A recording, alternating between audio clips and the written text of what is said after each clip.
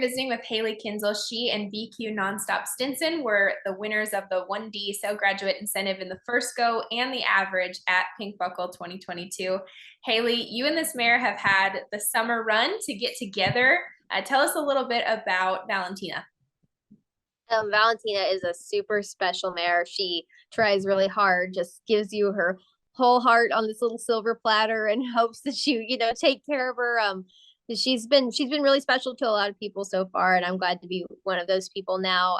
She's owned by Jeffrey Varner. He raised her as well. He owns her mom, and she's got a pretty strong maternal line. She's got some really cool brothers out there that have had a lot of winnings. So crossed on Eddie Stinson worked really well and made her successful too. And then she got to be in the hands of Jeff and Jill Hines, Carly Servey, and then on to Kelsey Luchin Treharn, who paternited her, and then on to me. And Jeff had reached out to me last year sometime about her Derby year and what her future was going to look like. And all he said was, I have this mare that tries really hard, and I think she'll make a rodeo horse because of her big heart. And of course, they have to have that to be able to handle the conditions and the changes that they have at the rodeos, and she did. He was right.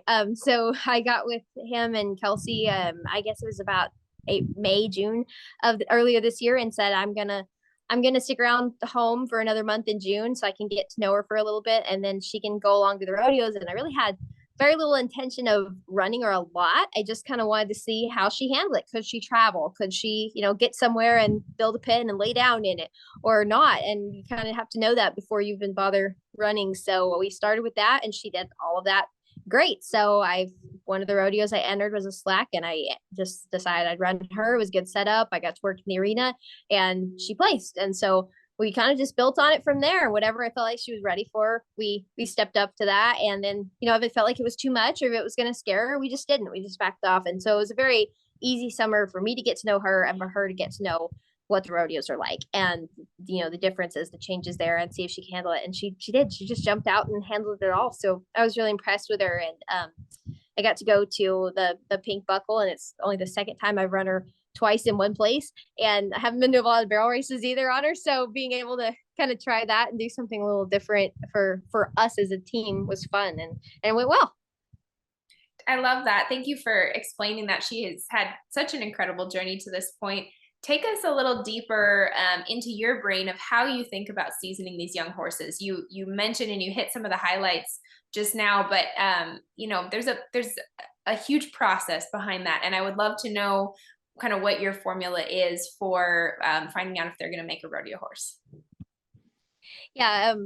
Sometimes I laugh when people say, like, this horse will make a rodeo horse. I'm thinking, well, you really don't know if they will make a rodeo horse until you walk down the midway at Puyallup with tons of people around, and you get there and the crowd's loud and everything. And when you've done all that, then you can say, oh yeah, they'll make a rodeo horse. But until then, it's pretty trial and error. Yeah. And just testing out. I mean, she does try really hard, and she's got a big heart, and that I think is key. If you don't have that, then there's probably not a lot of point to testing it out. But if you got those basic building blocks and you have a talented horse, then yes, there's a chance. Now, there's also a chance that you have a horse that can win in the 1D at the barrel races, but it doesn't translate to the rodeos. And that is horse by horse. I can't say exactly what that it factor is that changes for them, because I've heard great horses in both setups. And Valentina, hasn't been like the super fastest at the barrel races. We've been really good, but maybe not top of the 1D just yet.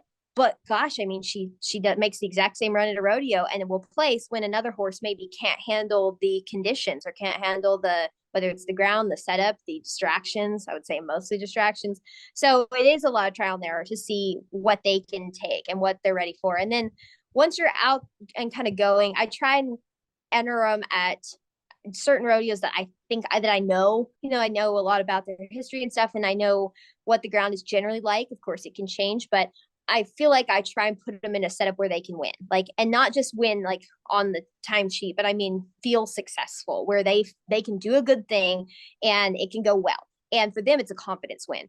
And if we can check that box, then we try and, okay, let's add a little bit more difficulty and check another box and just build on it from there. I think the confidence thing at the rodeos is a big deal, and it's easy to overdo it. You know, you get excited and you want to go everywhere and you want to win everywhere on your awesome horse, but if you're not making sure that you keep them confident and that they're excited about it as much as you are, that can get you in a bind. So I try and stay very patient about what they're ready for. And I mean, sometimes I've entered rodeos since we have to enter so many weeks out. I've entered some thinking they were going to be ready and turned out or ran something else because they decided it wasn't a good fit for the horse, or your goal change and you realize that this is about the horse and their development. So I just try and stay very on what is right for them in the moment. And if it's not right for them, we'll back off, even if that means, okay, you're not going to win some money today.